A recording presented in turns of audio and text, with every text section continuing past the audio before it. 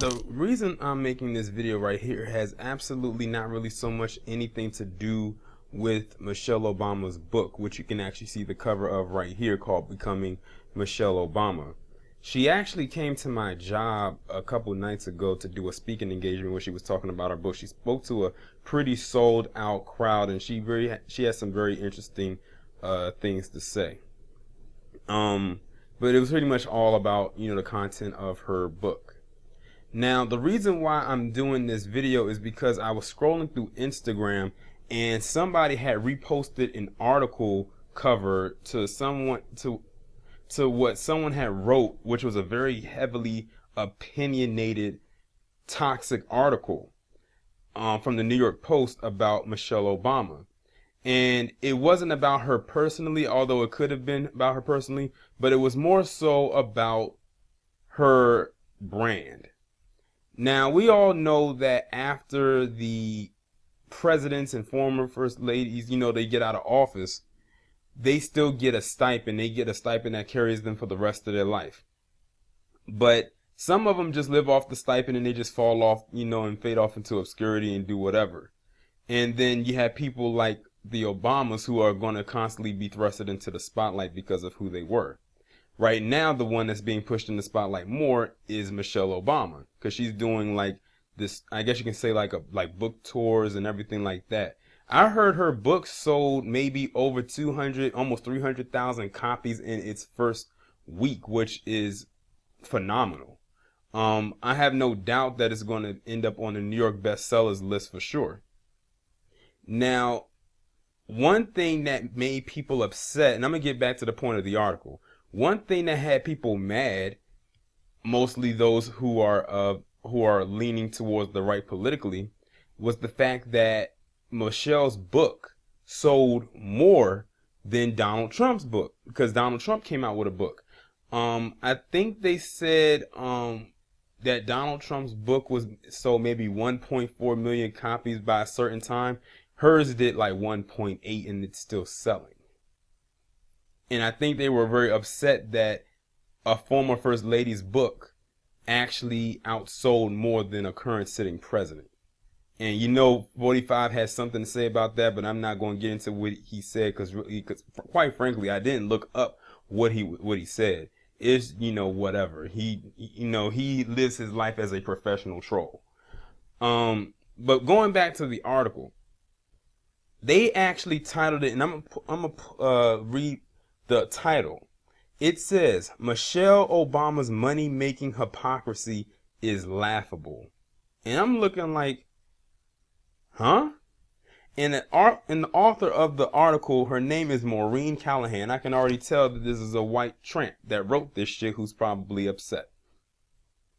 So basically what they're saying they're mad at is because the Obamas are becoming a $1 billion, or probably pushing to become a $1 billion brand. And they are upset because they feel like the Obamas, even though they had an esteemed amount of popularity while they were in the White House, that they should just fade off into obscurity like the other ones before them, and so people won't have to talk about them anymore.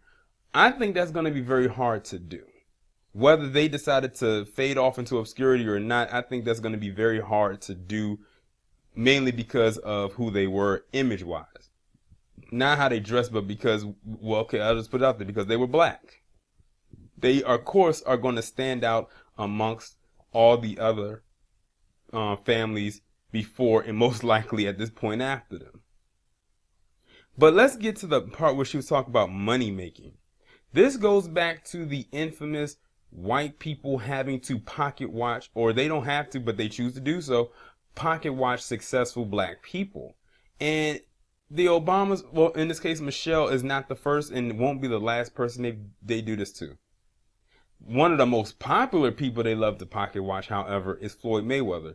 Jason Black had posted up an article a couple weeks ago in his Facebook page.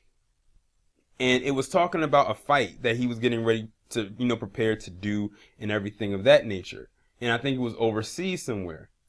Instead of them talking about the fight, they made a whole damn article talking about how much money he was going to make from the fight. We all know that there's millions of dollars on the line when it comes to these boxing matches. We know Floyd Mayweather is probably one of the highest, if not the highest paid boxer right now. Why do you feel the need to talk about how much money he stands to make and then make a whole article dedicated to it? This woman, Maureen Callahan, did just that with an article she wrote pertaining to Michelle Obama and trying to break down all the stats and how much money she was making and everything of that nature. And I think one of the quotes that came from that article, and let me see if I can find it. Oh, she mentioned something about, I can't get the exact quote right, but she was saying what makes her so special from other former first ladies. So not only was this bitch pocket watching, but she was also hating at the same time. She was upset. I said, I hope you know that you basically gave free press to her book, and people are now going to go buy it if they didn't have any intention of buying it before. You just gave her free promotion. So like I said, she's not only pocket watching this woman, but she's also jealous at the same time. But this is something that they commonly do with other first ladies. Now, a lot of people will argue in certain circles that the only other influential first lady before Michelle Obama was Jackie Kennedy. Of course, you know, the wife to JFK, John F. Kennedy. Because a lot of people really liked her, especially like the fashion for the time that she was there in the period she was in. And she was very glamorized through the press throughout her tenure as first lady. And even so, I guess you could say so much afterwards. But I don't think they were pocket watching her as far as what she did with her funds after she left the White House. If they were trying to get anything, it was more so on her marriage to JFK, and you know, all the extramarital affairs and all that extra stuff that they talked about back then, and that was it. But they weren't all in her finances, because I think she had money, but she married into more money, because you know the Kennedys, they come from wealth. But with this situation, it's so common that they love to pocket watch and check the finances of other black people. It's funny because these are the same group of people that say we need to pull ourselves up by our bootstraps. We need to work hard, and if we work hard, we'll do this and do that. We do just what they say, not because they say it, but because it has to be done. You have to work to survive. You have to work to get paid, and you know, whatever. We do that, and they still have to critique every little thing. You want to know why that is? Because for many of them, they were handed the world on a silver platter. We were not. So to see us actually work and actually work to get to a level of esteem or praise not only pisses them off, but it scares them at the same time. It pisses them off because they set up these obstacles that we've managed to overcome and step over for many of us, or jump over, and it scares them because we might actually topple them. They don't like to be eclipsed. They want to be, you know, on top of everything. And it's a state of panic because they feel like they're losing. And it's something that Jason Black and Professor Black Truth have always said. When it comes to white supremacy, and I use that word supremacy loosely, they don't believe in fairness. They believe in winning at all costs and will do anything to win. And I do mean anything. So to this Maureen Callahan chick, fuck you very much. Mind your goddamn business and stack your coins. And maybe you one day can have someone write an article about you, and hopefully they don't check your pockets while they're writing about you. I mean, she actually had the nerve to say money-making hypocrisy is laughable. Like, I know y'all probably like, why is Tarian coming on here making it sound like he's defending Michelle Obama or the Obamas in general? It's not really me defending the Obamas or whatnot. Sure, it may sound like that, but like I said, it's more deeper than that. That's why I gave more examples when I mentioned Floyd Mayweather or just black people in general, because this is not the only people they do it to, but this is like the most recent one that they've done it to.